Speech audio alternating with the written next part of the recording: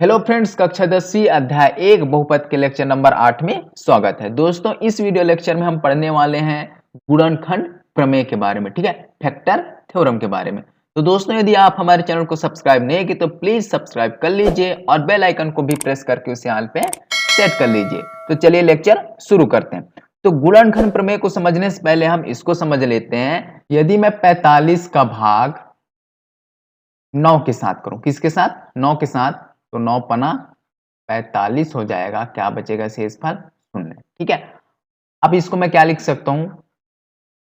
भाज्य बराबर भाजक गुणा भागफल धन शेषफल। ठीक है, अब भाज्य क्या है? 45 है। भाजक क्या भी? 9 है। और भागफल क्या मिला हमें? 5। और शेषफल क्या? 0। ठीक है, अब इसको हम आगे लिख सकते हैं 45 बराबर 9 गुणा 5, है ना। अब यहां पर 45 के जो है दो गुणनखंड मिल गए हैं, एक तो 9 और दूसरा 5, है ना। दो गुणनखंड है।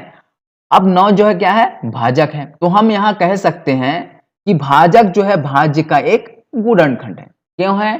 क्योंकि हमें शेषफल 0 प्राप्त हुआ है, इसलिए भाजक जो है भाज्य का एक गुणनखंड है। ठीक है, चलिए इसको हम प्रमेय से समझते हैं। ठीक है,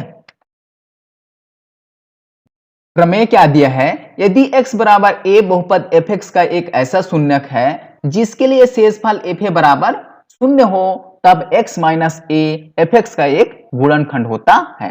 हमने शेषफल प्रमेय में पढ़ा है कि जब fx का भाग जो है x माइनस a के साथ करते हैं तो शेषफल हमें क्या मिलता है? fa मिलता है ना। जब x बराबर a हो तब, ठीक है ना। लेकिन यह प्रमेय क्या कहता है कि यदि fx का भाग जो है हम क्या करते हैं? x माइनस a के साथ करते हैं तो शेषफल हमें क्या प्राप्त होता है भाई?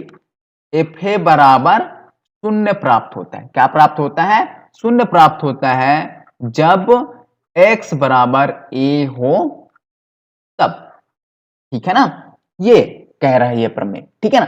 अब चलिए आप समझ लेते हैं शून्यक को। शून्यक क्या होता है, ठीक है ना।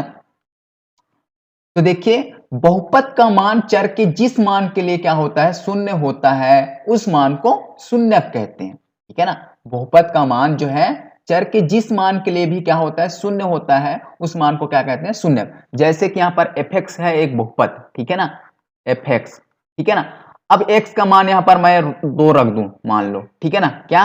2 रख दिया, तो इस 2 मान के लिए बहुपद क्या हो जा रहा है? 0 हो जा रहा है ना। तो इस 2 मान को क्या कहेंगे? उस बहुपद का शून्यक कहेंगे, ठीक है ना। क्या कहेंगे? शून्यक कहेंगे, ठीक है। चलिए इस प्रमेय को सरल भाषा में समझते हैं, ठीक है।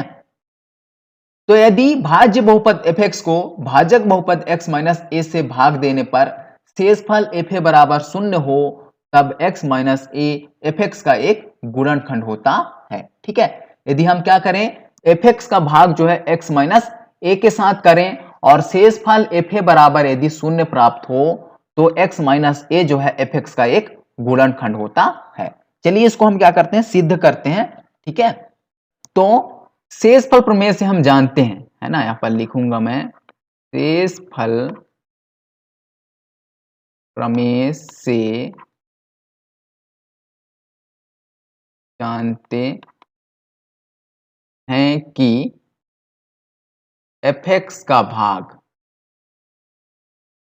x माइनस a से करने पर शेषफल fa प्राप्त होता है, ठीक है। ये शेषफल प्रमेय से हम जानते हैं कि यदि क्या करें? fx का भाग जो है x माइनस a से करें तो शेषफल क्या मिलता है हमें? fa मिलता है। इसको हम इस प्रकार से लिख सकते हैं, भाज्य बराबर भाजक गुणा भागफल धन शेषफल। इस प्रकार से लिख सकते हैं। ठीक है, अब भाज्य क्या है भाई, एफ एक्स और भाजक x माइनस ए। ठीक है, और भागफल को मान लेते हैं हम क्यू एक्स और शेष फल क्या मिल रहा है हमें, एफ है। ठीक है, अब यदि शेष फल एफ ए बराबर 0 हो तब, ठीक है, शेष फल एफ ए बराबर क्या हो, 0 हो, तो एफ ए बराबर हम यहां पर 0 रख देंगे। ठीक है, तो हो जाएगा एफ एक्स बराबर हो जाएगा एक्स माइनस ए इंटू क्यू एक्स प्लस 0। ठीक है, एफ ए का मान हमने क्या रख दिया, 0 रख दिया, है ना। इसको लिख सकते हैं आगे एफ एक्स बराबर एक्स माइनस ए इंटू क्यू एक्स। इस प्रकार से यहां पर देखें तो x माइनस ए जो है एफ एक्स का एक क्या है, गुणनखंड है। ये सिद्ध हुआ, प्रूफ हुआ। चलिए इसका विलोम देखते हैं। ठीक है, गुणनखंड प्रमेय का विलोम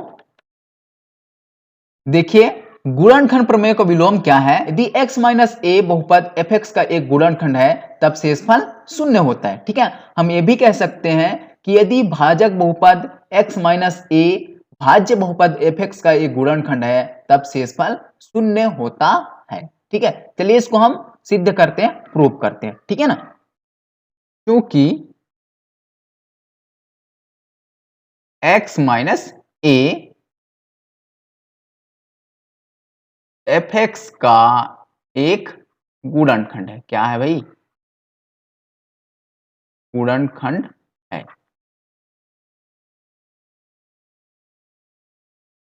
अर्थात x बराबर a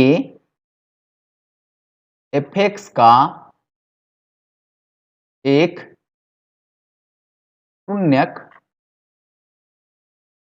है। ठीक है ना, क्या है, शून्यक है। ठीक है, अब हम क्या करेंगे, एफ एक्स बराबर एक्स माइनस ए इंटू क्यू एक्स में x बराबर a रखने पर क्या करेंगे, एफ एक्स बराबर एक्स माइनस ए इंटू क्यू एक्स में x बराबर a रखने पर, है ना। जब हम x का मान क्या रखेंगे, a रखेंगे तब। ठीक है, तो एफ ए हो जाएगा बराबर a माइनस ए हो जाएगा, हमने x की जगह क्या रख दिया, a रख दिया। ठीक है, और इंटू क्यू एक्स। ठीक है, जब इसको हल करेंगे तो एफ ए बराबर मिल जाएगा हमें, a में से a गया तो 0 और इंटू क्यू एक्स तो बराबर हो जाएगा एफ ए बराबर यहां पर 0। ये सिद्ध हुआ, है ना, कि x माइनस ए बहुपद एफ एक्स का एक गुणनखंड है तब शेषफल क्या मिलता है हमें, 0 मिलता है। ये सिद्ध हुआ। तो दोस्तों इस वीडियो लेक्चर में इतना ही। अगले वीडियो लेक्चर में इससे संबंधित हम उदाहरण हल करेंगे। तो दोस्तों धन्यवाद।